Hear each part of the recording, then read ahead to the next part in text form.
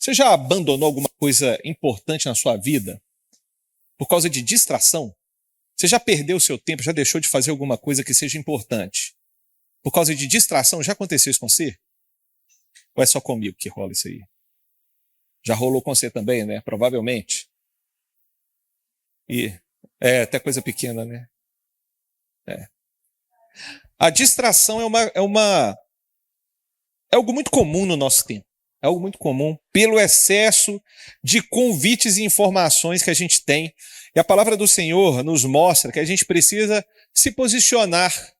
A gente precisa ter foco.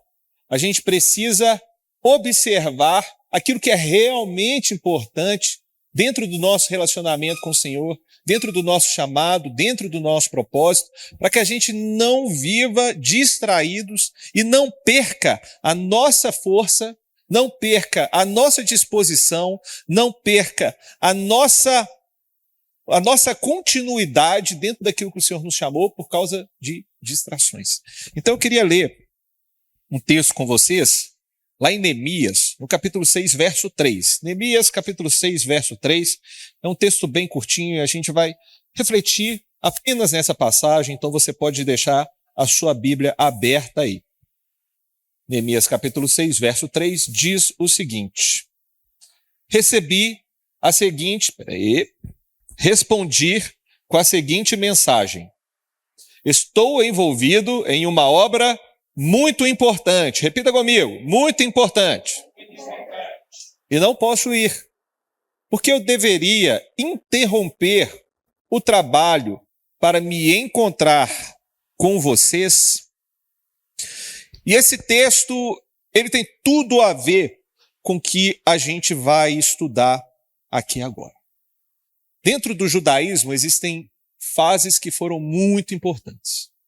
O judaísmo do primeiro templo e o judaísmo do segundo templo. Eles, inclusive, são marcas que dividiram a compreensão de muitas doutrinas dentro do judaísmo. Inclusive, o judaísmo do segundo templo foi o momento que nasceram as sinagogas. Neste momento que Neemias está vivendo, foi que nasceram as sinagogas. Deixa eu só trocar de microfone, que esse aqui está dando umas fugas.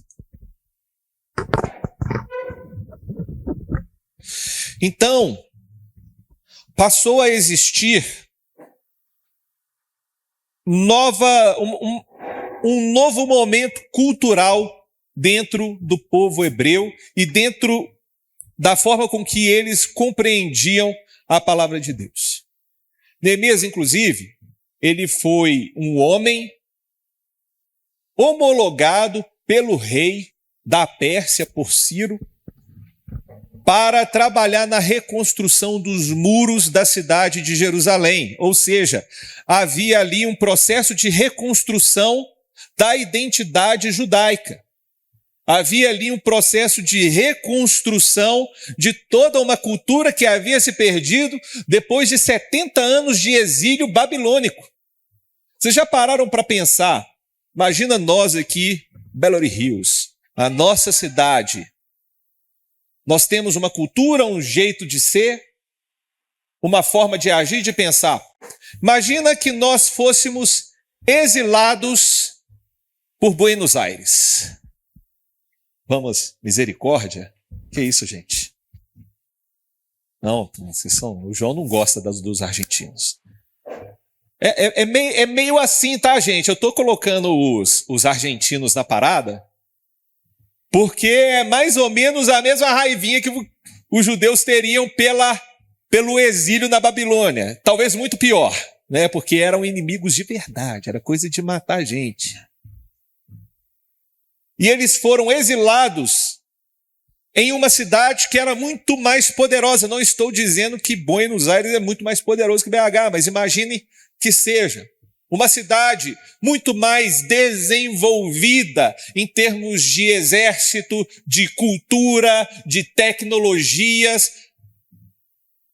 Era uma das maravilhas do mundo antigo, com jardins suspensos. A Babilônia era uma nação muito poderosa. E aí eles fizeram um arraso no reino de Judá. Um arraso. Queimaram, destruíram o templo, destruíram a cidade, levaram um monte de gente cativos, as principais mentes, o pessoal da elite, os jovens mais inteligentes para a Babilônia. E a partir dali começou um processo de dissolução cultural. Era uma verdade. Porém, os judeus eles conseguiram sobreviver muito por causa dessas reformas que foram acontecendo. Uma vez que a gente não tem templo, uma vez que nós fomos exilados, como que a gente vai passar para frente a nossa tradição? A gente vê que os judeus conseguem sobreviver até hoje por causa dessa capacidade que eles têm de passar para frente a sua tradição. Haja vista que eles ficaram praticamente 2000 anos sem ter uma terra, sem ter uma nação. E mesmo assim eles continuaram existindo espalhados pelo mundo. Questões de profecia. Mas a gente consegue enxergar que uma dessas capacidades foi desenvolvida nesse período, onde a tradição oral passou a ser substituída pela escrita. E ali começou a ser mais bem preservado o pensamento e a cultura judaica, dentro do nascimento dessa nação. E uma coisa que fez com que Neemias fosse movido nesse propósito era resgatar a essência, a identidade do povo judeu naquele tempo. Ou seja, a gente consegue enxergar claramente que Neemias tinha uma missão, um foco claro, um propósito importante para que ele fizesse um trabalho tão relevante para aquele tempo, que é a reconstrução dos muros da cidade. Hoje nossas cidades não precisam de muros por causa das habilidades diplomáticas que a gente tem, mas antigamente era muito comum, era muito necessário. E quanto maior o muro, mais protegida e mais segura era a cidade. Vamos ler os versos 1 e 2 para a gente conseguir entender um pouquinho mais esse contexto. Sanbalate, e não, gente, ele provavelmente não gosta de samba, não sei nem se existia samba naquele tempo. Tobias e Gesem, o árabe, e o restante de nossos inimigos, ou seja, esses aqui eram, dentro do relato, inimigos. Descobriram que eu havia terminado recentemente de construir o muro e que não haviam brechas, embora as portas ainda não tivessem sido colocadas em seus lugares. Então Sanbalate e Gesem enviaram uma mensagem pedindo que eu me encontrasse com eles num dos povoados da planície de Ono. E aí vamos parar por aqui.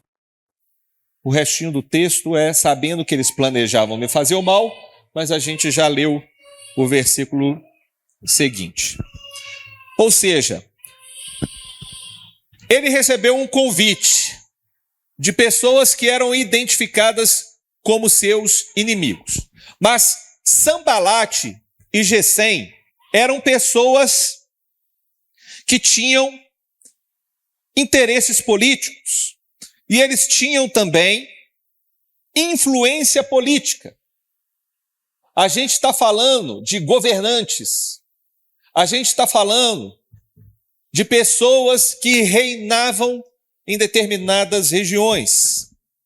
Por exemplo, Sanbalate reinava em Samaria, era governador da Samaria. Só para vocês entenderem um pouquinho como é que funcionava esse negócio de reis e governos dentro do período persa. Quando a Pérsia dominava um lugar, e a Pérsia ela veio logo depois da Babilônia, ou seja, ela dominou, enfrentou, venceu a Babilônia e assumiu todo o reinado que a Babilônia havia construído e muitos outros reinos. Dentro da Pérsia existia um grande governador, um grande rei, que nesse caso era Ciro, o Grande. Esse rei reinava sobre todo o império. E ele escolhia alguns governadores para que eles pudessem tomar conta das cidades e dos países que eles governavam. É diferente do babilônico. O babilônico, o que eles fizeram? Exilavam os povos que eles conquistavam. A elite destruíam, matavam o populacho, o povão, e exilava a elite. Os persas não, eles permitiam que as culturas continuassem existindo, mas cobravam impostos. Depois dos persas vieram os gregos e os romanos, que mantiveram mais ou menos esse mesmo tipo de governo. Em Roma, no período de Jesus, existia um grande imperador, não é verdade?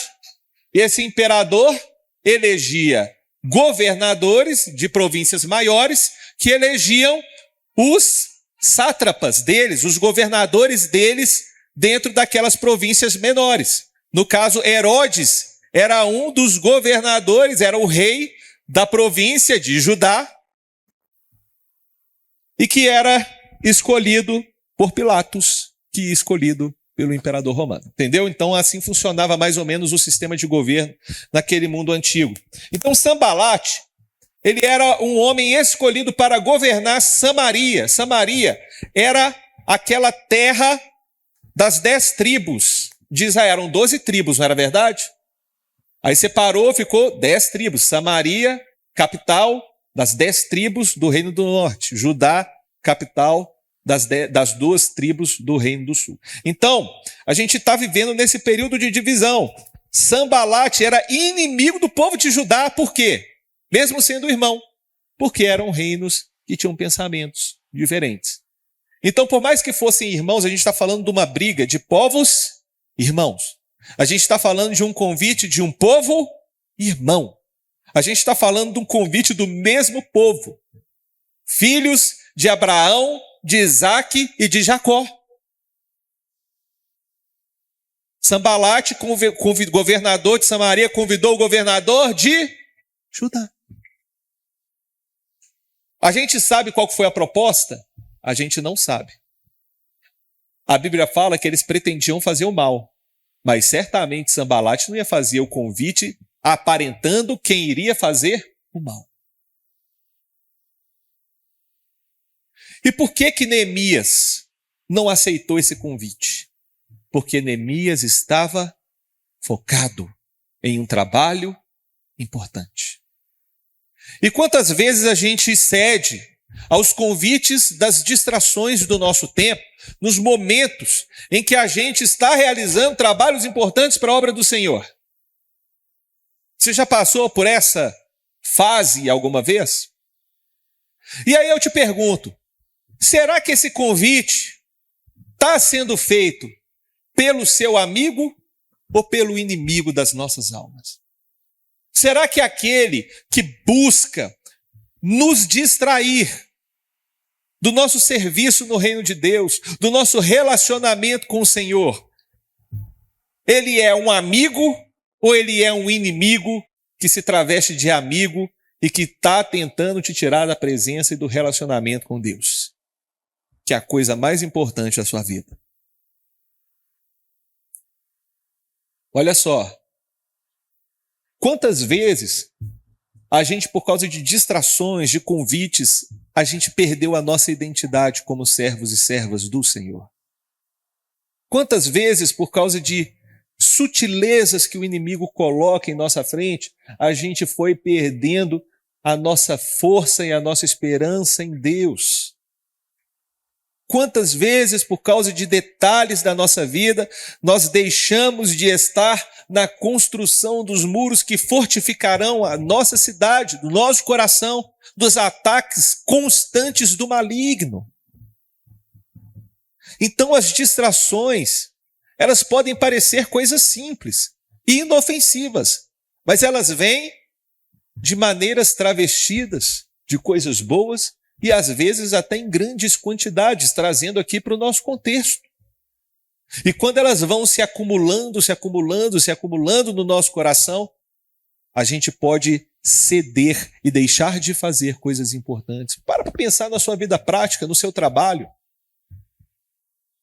Quantas e quantas vezes a gente no nosso trabalho tem uma tarefa ali importante para fazer, tem uma demanda importante, que precisa estar focado, que precisa estar inteiro.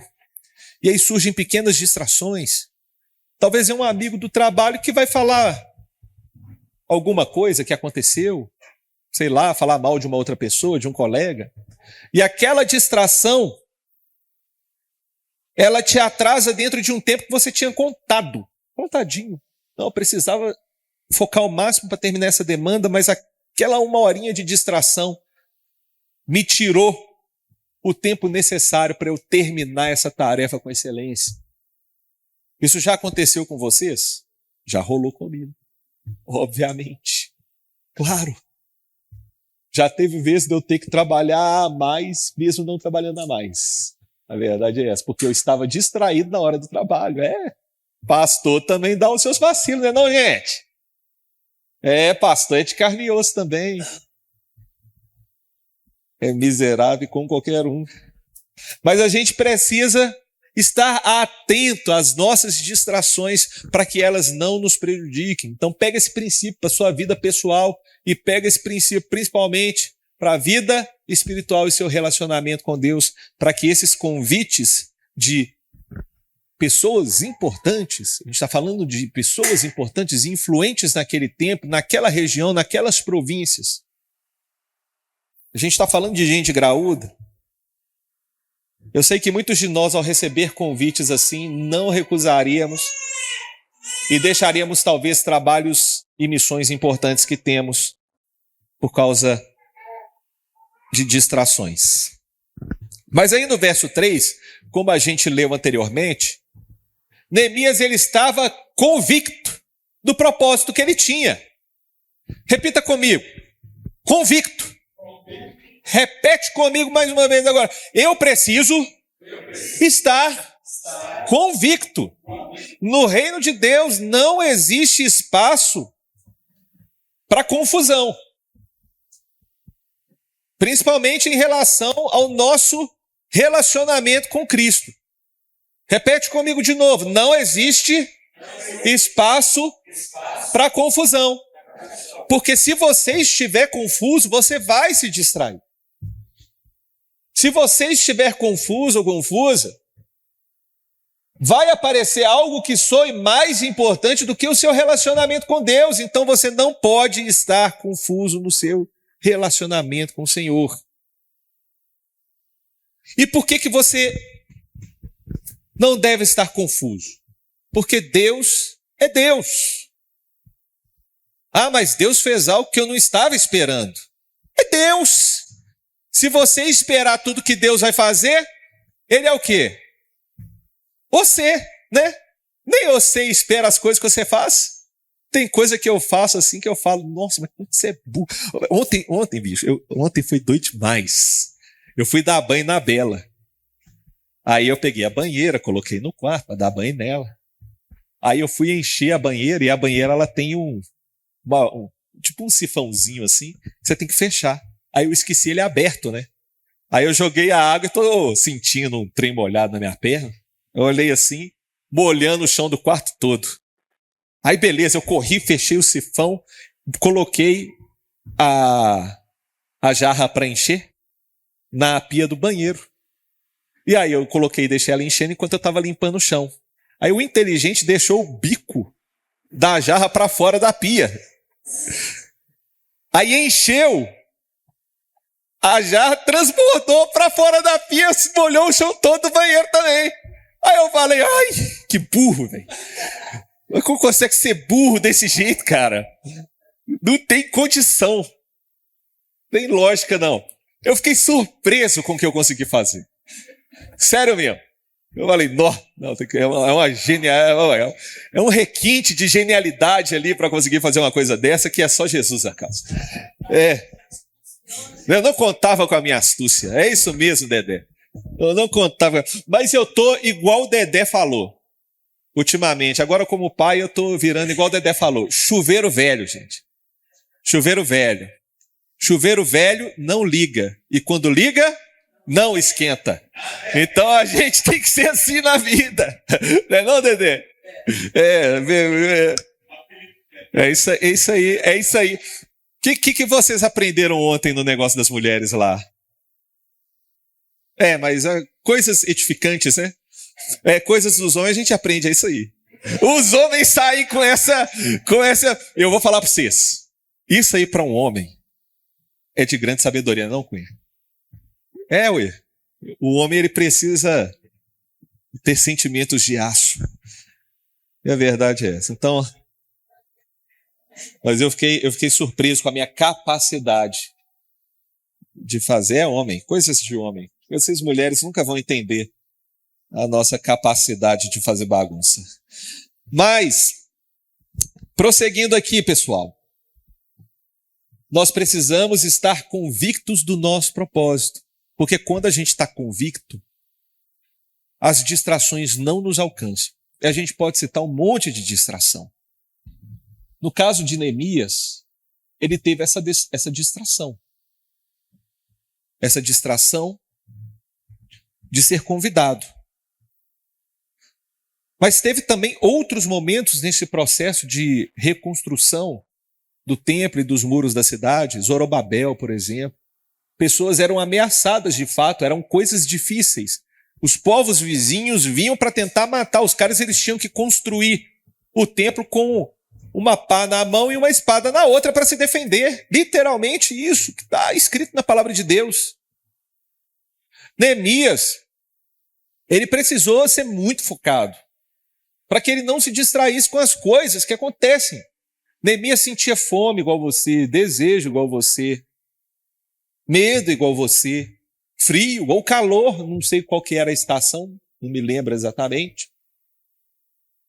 Ele era igual a gente como a gente, mas ele estava determinado, ele estava focado, posicionado para não se distrair diante de tantas possibilidades de distração. Vamos ler o verso 4.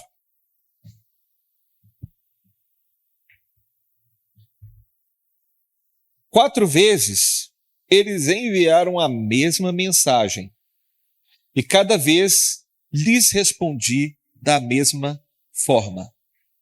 Ou seja, o inimigo é pesado, né, gente?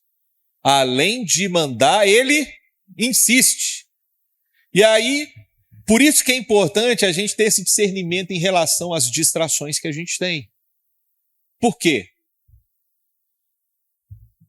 Porque a gente está falando de volume. Ele foi tentado 4 vezes. A gente que é mineirinho, né? A gente tem o nosso jeito de sair quando as pessoas insistem.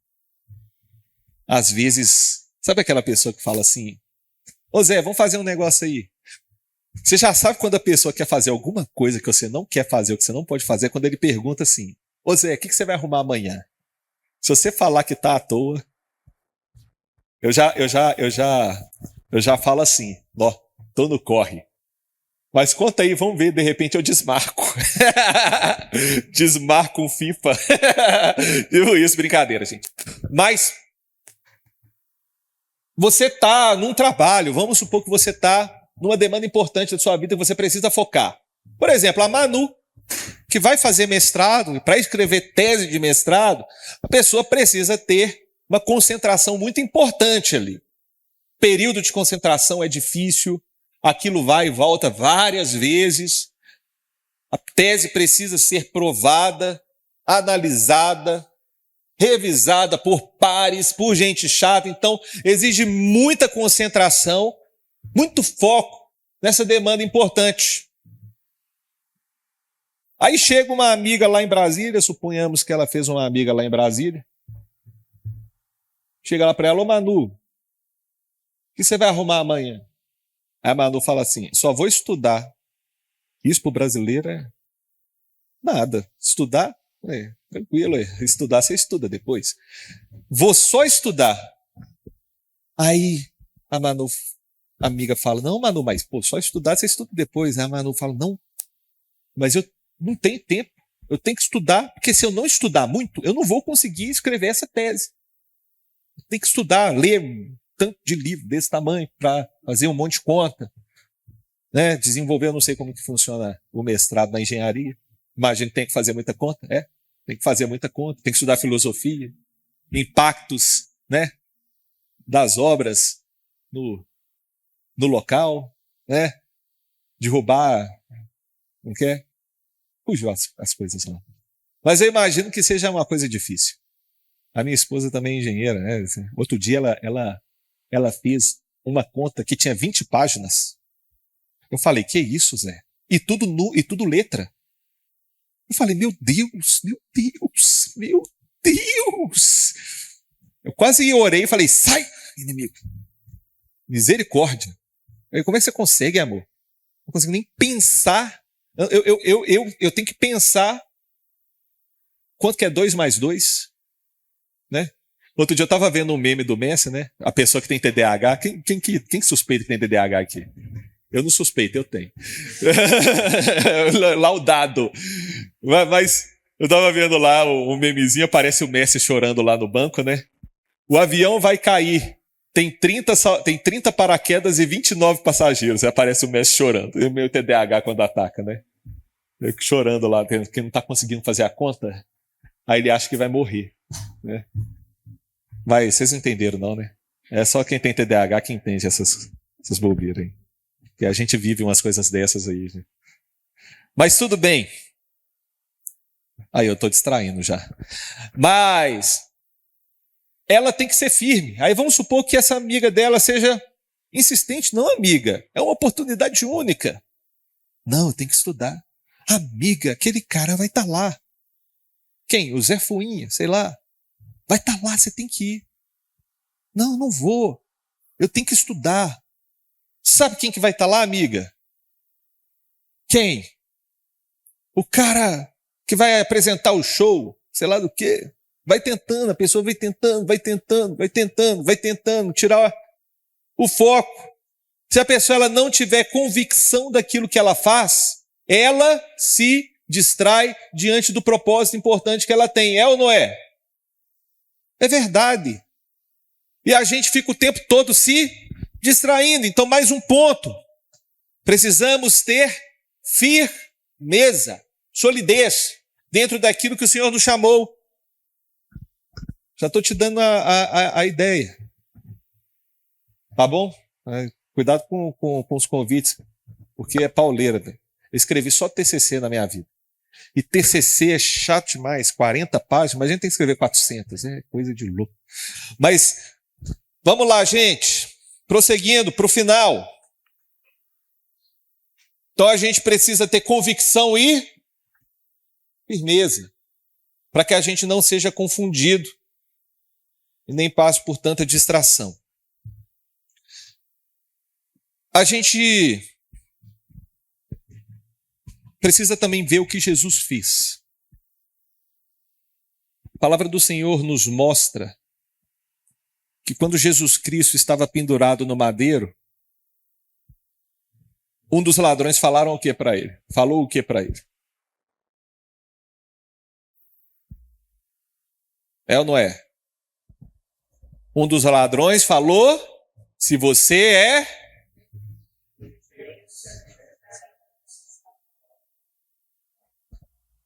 Quando Jesus estava no deserto, o que Satanás tentou fazer com Jesus? Distrair. Jesus foi provado em momentos extremamente difíceis. Ele foi provado para se distrair em um momento em que ele estava 40 dias sem comer e sem beber.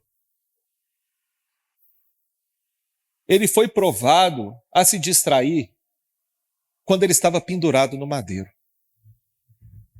E aí para pensar, gente. Se Jesus tivesse se distraído naquele momento e não estivesse cumprido a obra que ele foi chamado para fazer, o que seria de nós? O que seria de nós? E se a palavra do Senhor nos chama para imitarmos a Jesus Cristo, Um ponto que a gente precisa imitar é a convicção do nosso chamado e da salvação que recebemos com tanta graça e amor. Nós fomos salvos, nós recebemos a salvação de Cristo através de Cristo Jesus.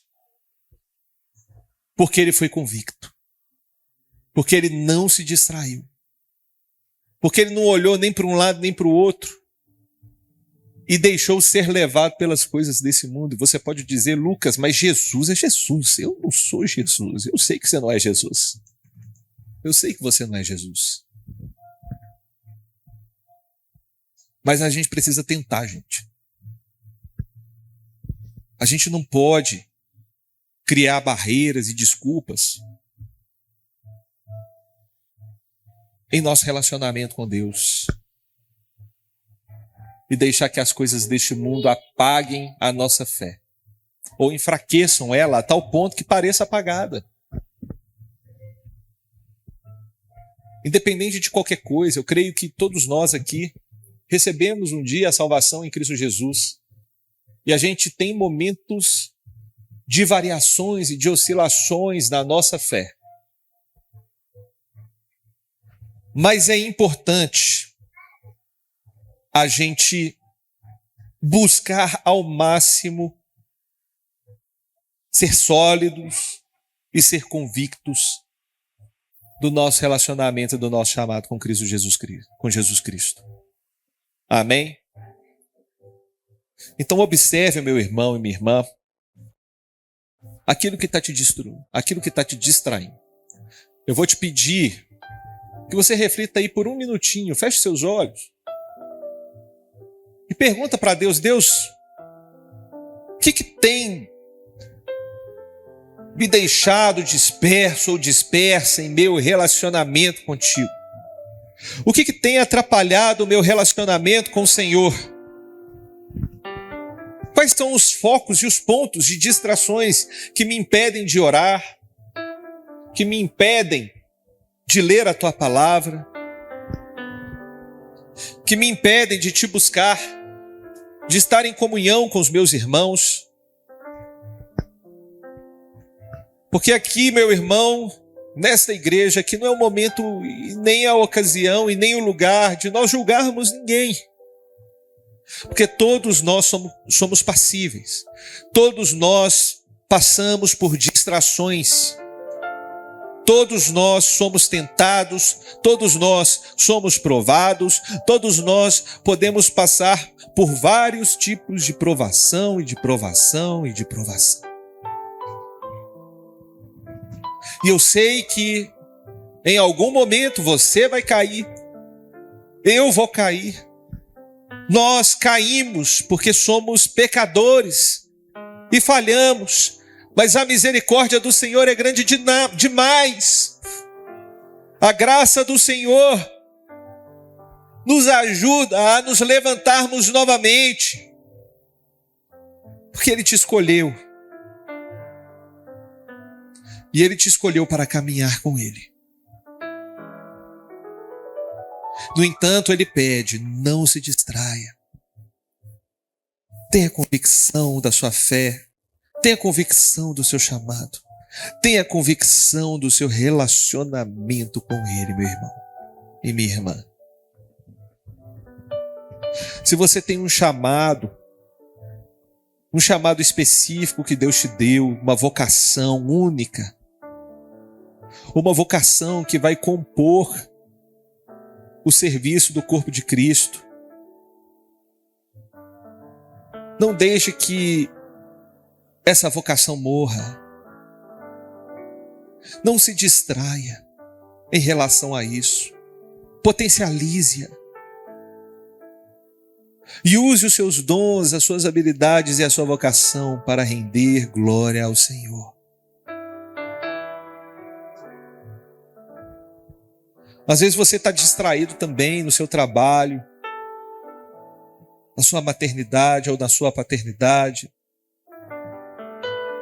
Distraído com coisas deste mundo, distraído em relação à sua vida. Que o Senhor te ajude a ter foco, Que o Senhor te ajude a levantar a cabeça e a olhar, avaliar e pensar se determinadas distrações ou determinadas oportunidades agregam na sua vida, no seu trabalho, naquilo que o Senhor te chamou para fazer.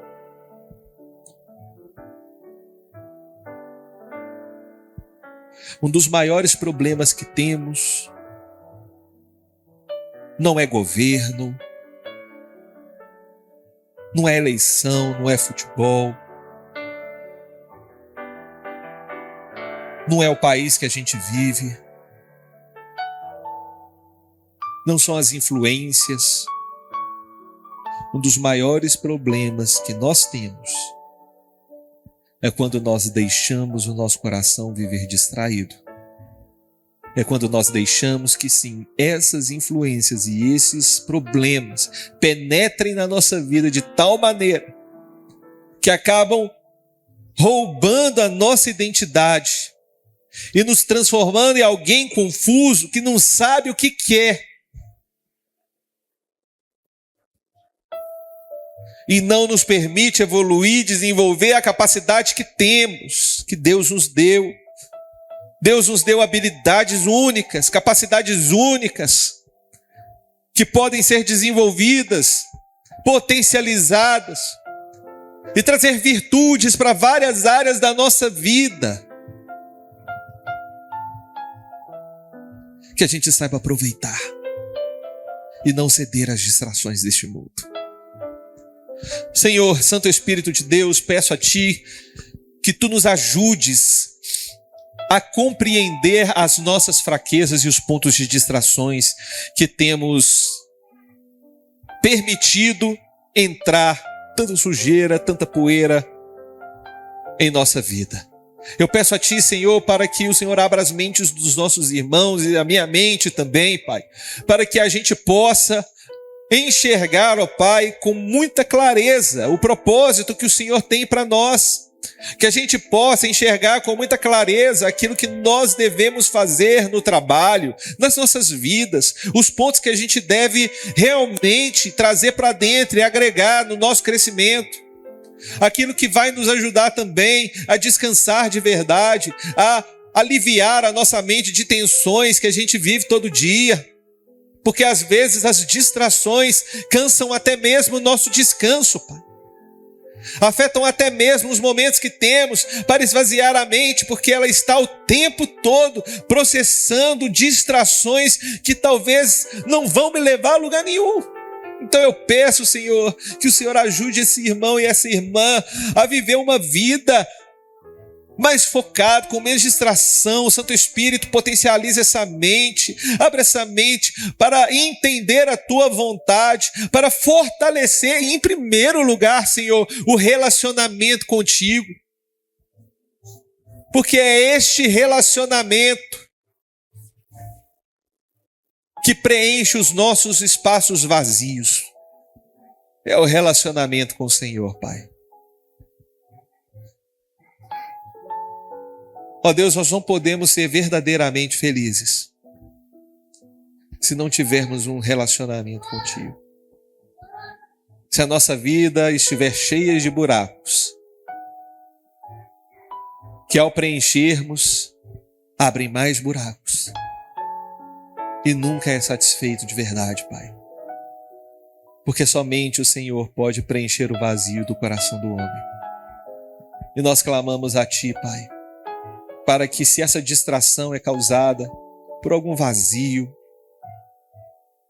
por algum tipo de dor, de trauma, de pressão, de comparação, de inveja, que o Senhor derrube por terra e preencha esse espaço vazio em nome de Jesus.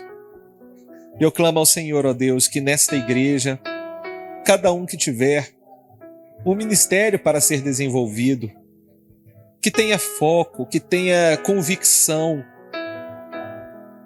que tenha firmeza, solidez, para que não seja abalado, ó Pai, pelos ventos que batem e que estremecem às vezes a nossa participação no teu reino, Pai. Eu peço a Ti que nós, ó Pai, que esta igreja possa se desenvolver cada vez mais e se tornar cada vez mais vocacionada a cumprir o chamado que o Senhor tem para ela, Pai. Isso depende também, ó Pai, de corações que estão convictos, atentos, sólidos e firmes no chamado que o Senhor tem. Em nome de Jesus. Ó Deus, eu oro aqui, peço para que o Senhor abençoe a semana de cada um.